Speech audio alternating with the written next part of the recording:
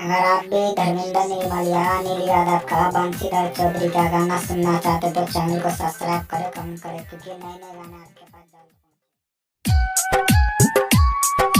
हम मैथिली गायक संदीप सुमन पूरा देश में जो कोरोना वायरस आतंक मचौने जे के कारण पूरा देश लॉकडाउन में पड़ल जही में एगो गाँव के बेटा परदेश में घरा गया अपन माई से अपन आपी अपन दुख अपन दर्द कोना बताबे आओ अहाँ सब हमरा आवाज में सुनल जाओ।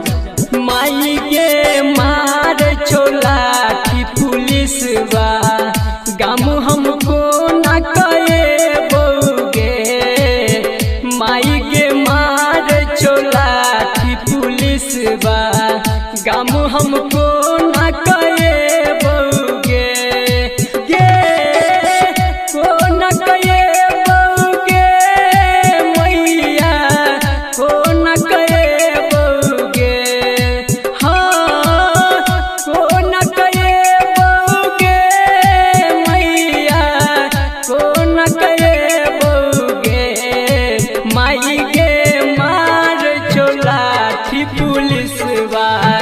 गम हमको न कहे बोगे, माई के सुधियो ने लई छे नीतीशवा गम हमको न कहे बोगे।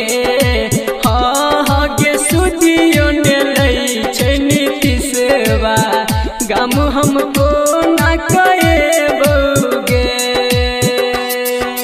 भैया परवल केना दे छियै? 120 रुपया। भिंडी 80 रुपये, झुमनी 40 रुपये। लॉकडाउन में सब्जी सब कते महंगा भ गए छे। आई हमरा बुझाइए दाल भात आलू के चटनी खा पर। भैया आलू केना दे छियै? 20 रुपया। लीजिए ना भैया, जल्दी लीजिए ना, पुलिस वाला आ रहा है, नहीं देते हैं। भागिए ना अरे तुम लोग को समझ नहीं आता है, एक जगह नहीं रहना है 4-5 आदमी को। भागो यहाँ से, देखता है डजन का नहीं भेट छोटी मन कर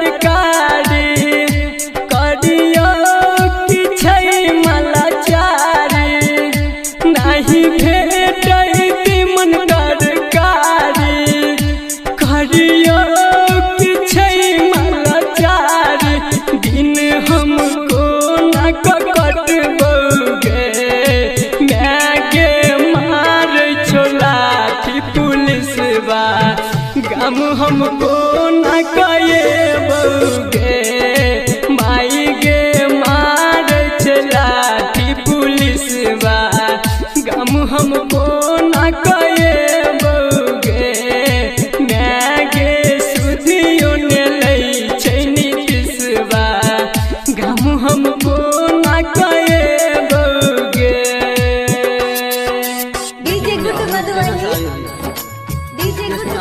किसी को पता नहीं चलना चाहिए कि हम लोग कहना चाहते हैं। चलिए कहीं जाके सो जाते हैं।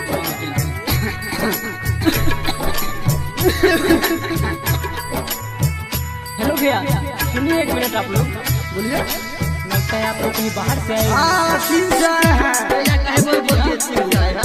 देखिए भैया, ये छुपाने वाली बात नहीं है। हो सकता है आपको भी बीमारी हो, आप एक बार चेकअप करवा लीजिए। कोरोना नहीं जानी रुक गई कोना, कोरोना नहीं जानी रुक गई कोना। मैं तू घर में रही है गे, मैं गे मार छोला थी पुलिसवा गम हमको